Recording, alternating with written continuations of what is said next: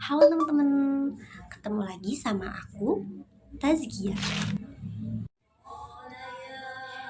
Sama kayak video sebelumnya, aku juga mau bahas hasil analisis video yang udah aku tonton. Tapi kali ini mengenai 5 kunci kecerdasan emosional menurut Daniel Goleman. Sama-sama kayak video sebelumnya, ini juga dijelaskan atau dipaparkan oleh Dr. Fahrudin Faiz, MAG. Mohon disimak ya teman-teman.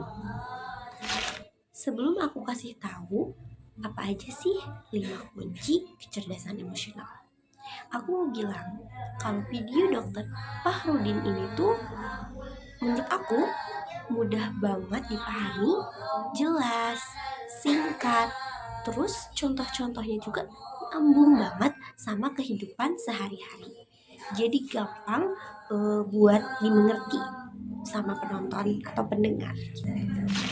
Nah, dari video ini aku dapat banyak banget pelajaran tentang gimana sih caranya jadi orang yang cerdas secara emosi.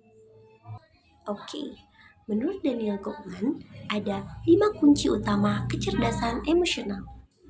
Mau tahu kan? Kita simak videonya sampai akhir. Yang pertama, self-awareness. Apa sih self-awareness?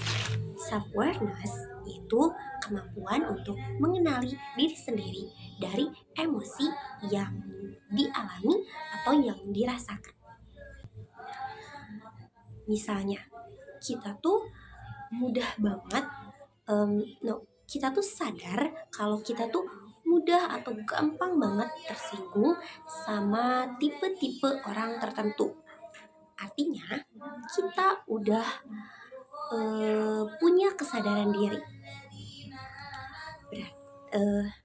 Dengan sadar diri kayak gini atau dengan memiliki kesadaran kayak gini, kita bisa lebih hati-hati lagi supaya emosi nggak ngendaliin diri kita.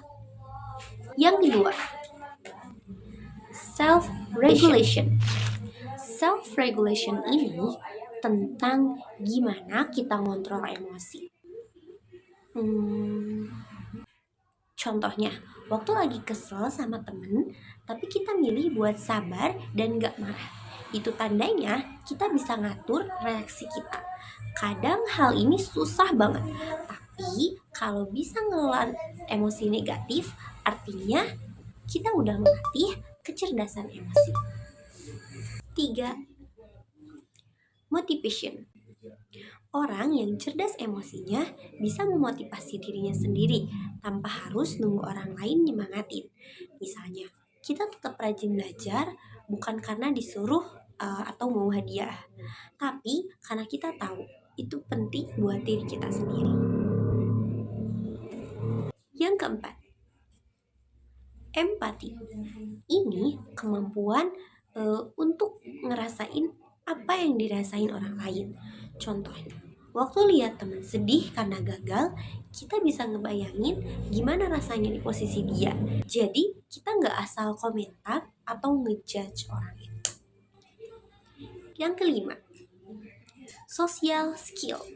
Kemampuan untuk bergaul dan membangun hubungan baik sama orang lain.